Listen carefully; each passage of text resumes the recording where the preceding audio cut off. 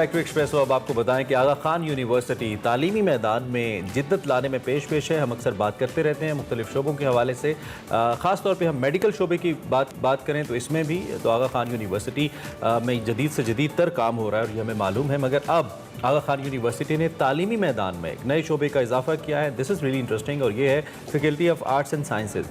یہ فیکلٹی طلباء کو مختلف سماجی، ثقافتی، اقتصادی اور دیگر جو امور ہیں اس کے حوالے سے درپیش چیلنجز اور جو مختلف پیچیدہ مسائل اس حوالے سے ہیں اس کے حل کے لیے مدد کرے گی. مزید اس فیکلٹی میں کیا ہوگا اور کیوں یونیورسٹی نے فیصلہ کیا کہ اس کو ایڈ کیا جائے، اسی پہ ہم نے اسی حوالے سے ہمارے ساتھ موجود ہیں پروفیسر اسٹیفن لیون جو کہ ڈین ہیں جو faculty of arts and sciences ہے آغا خان یونیورسٹی ہاسپٹل. سب سے پہلے تو ہم ان کو خوش آمدید کہیں گے. Thank you very much sir.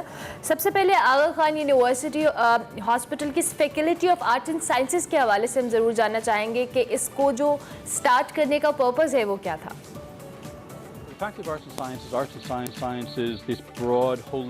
Art اور سائنس ایک جامع تعلیمات ہیں جو انسانیت کو جنم دیتی ہیں، اور یہ شروع سے ہی AKUH کے اولین مقاصد میں رہا ہے، جس میں تمام بنیادی ضروریات آ جاتی ہیں جیسا کہ صحت اور تعلیم، جو کہ دیگر پیچیدہ مسائل سے زیادہ اچھے سے سمجھ سکتے ہیں.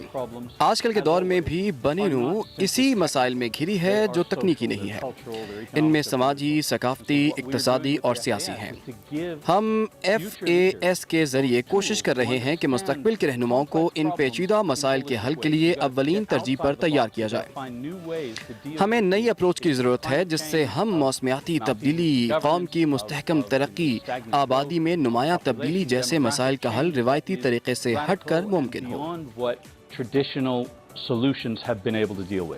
رائٹ. آغا خان یونیورسٹی کے حوالے سے ہم یہ بھی آپ سے جاننا چاہیں گے کہ اس کی جو میڈیکل سائنسز اور صحت کی دیکھ بھال کی سہولیات یہاں پہ موجود ہیں، ان سب سے منسلک ادارہ اس کو سمجھا جاتا ہے، اور اب یہ سوشل سائنسز پر بھی کام کرنے جا رہا ہے. یہ ایک انٹائرلی ڈفرینٹ مختلف ڈپارٹمنٹ ہے. اس کی کیا وجہ ہے اور اس کی کیا ریزنز ہیں؟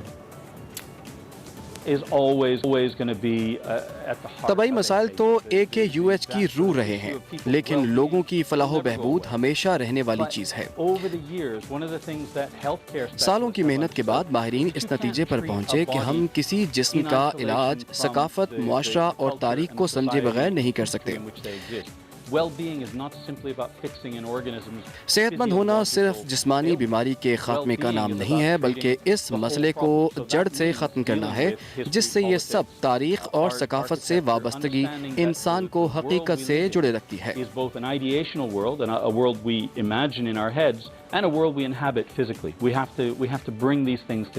ٹھیک ہو گیا. آپ کے خیال میں پاکستان جیسے ملک میں اس طرح کا جو پروگرام جو آپ لوگوں نے سٹارٹ کیا ہے اپنے پرپس کو کیسے فلفل کرے گا؟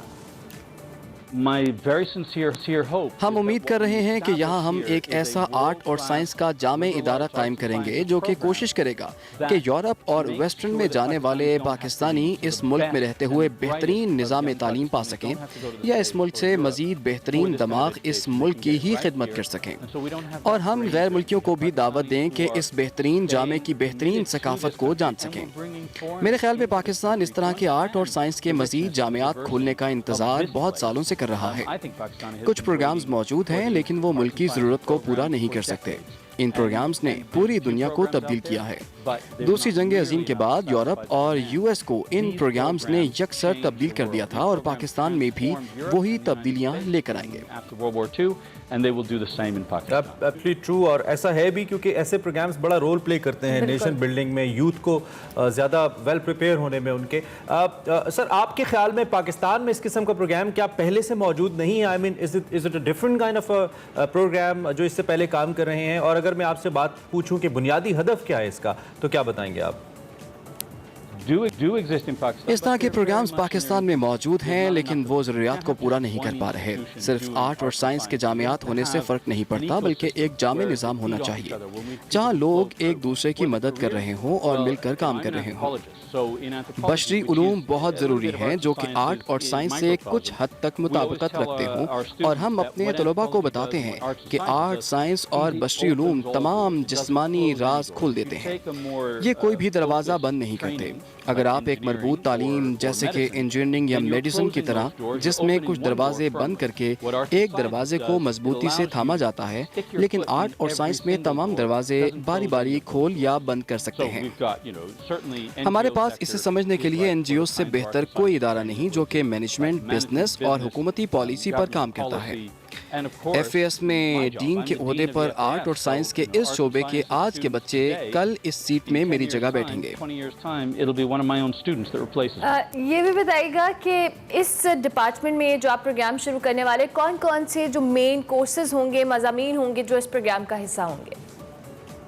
ہمارے پاس اس جامعے میں 4 اہم مضامین ہیں جن میں فلسفہ، سیاست، معاشیات، سماجی ترقی پر مطالعہ اور انسانی اور ماحولیاتی حیاتیات شامل ہیں۔ یہ 4 مضامین ہمیں اس قابل کر سکتے ہیں جس سے ہم تخلیق انسانی، سماجی اور فطری سائنس کو مؤثر طریقے سے سمجھ سکیں۔ اس سے یہ ہوگا کہ طلباء صرف کسی انسانی اعضاء کے اسپیشلسٹ بننے کی بجائے ایک جامع فطری ماحول کا حصہ بن سکیں گے جو انہیں اس قابل بناتا ہے جس سے وہ کسی پیچیدہ مسئلے کا حل آسانی سے تلاش کر سکتے ہیں۔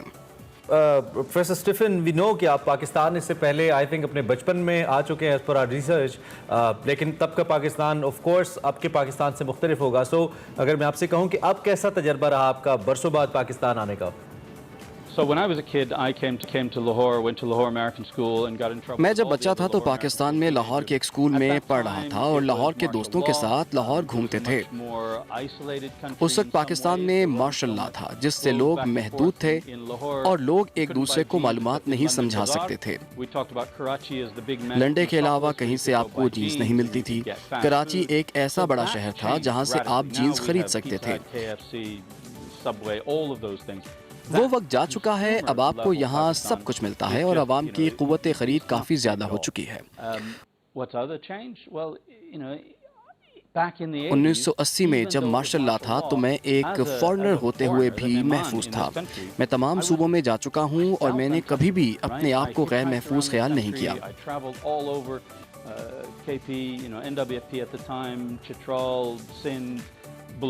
میں ابھی بھی اپنے آپ کو غیر محفوظ نہیں سمجھتا، لیکن کے پی میں میرے ایک دوست کرنل ہیں جو مجھے کہتے رہتے ہیں کہ یہ نہ کرو، وہ نہ کرو،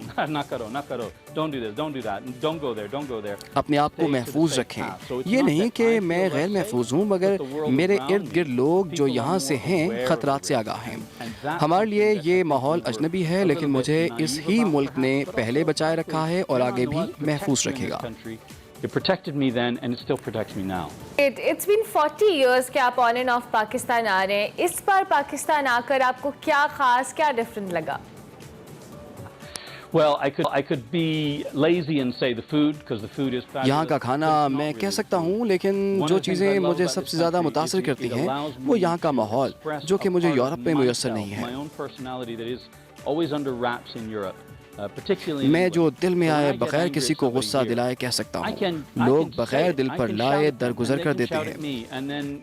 ہم ایک دوسرے کو کوئی سخت بات کہنے کے بعد دوبارہ دوست بن جاتے ہیں۔ یہاں کے لوگ اتنے فراخ دل ہیں، دل میں کوئی دشمنی یا حسد نہیں پالتے، بلکہ دل کی بات کہنا کوئی آر کی بات نہیں، جو کہ یورپ میں نہیں ہے۔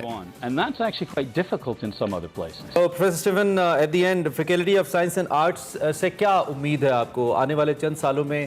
یہ پاکستان میں کیا چینجز لے کے آ سکتا ہے؟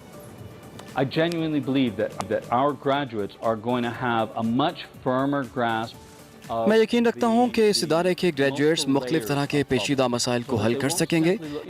These conspiracy theories which are rampant in this country, they're founded on fundamentally. اس ملک کے بہت سے مسائل صرف ڈیٹا کی غلط شماریات ہیں۔ Arts and sciences graduates will be able to evaluate that evidence. They'll be able to help. ہمارے گریجویٹس ہر طرح کے مسائل کو جڑ سے اکھاڑنے میں ماہر ہوں گے۔ The sad truth is some of them are true and which are just bonkers. So I hope that our arts and sciences graduates go. اور ہم امید کریں گے کہ اس ادارے سے لوگ پورے پاکستان میں اپنی خدمات سر انجام دیں گے جس میں ہر بڑا شعبہ کی مؤثر خدمات شامل ہیں،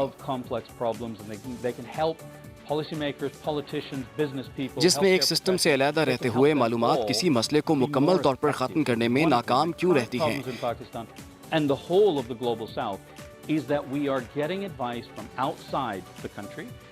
کیونکہ وہ معلومات اس ماحول سے مطابقت نہیں رکھتی اور اس ماحول سے مطابقت رکھنے والے لوگ ہی ان مسائل کو سمجھ اور حل کر سکتے ہیں۔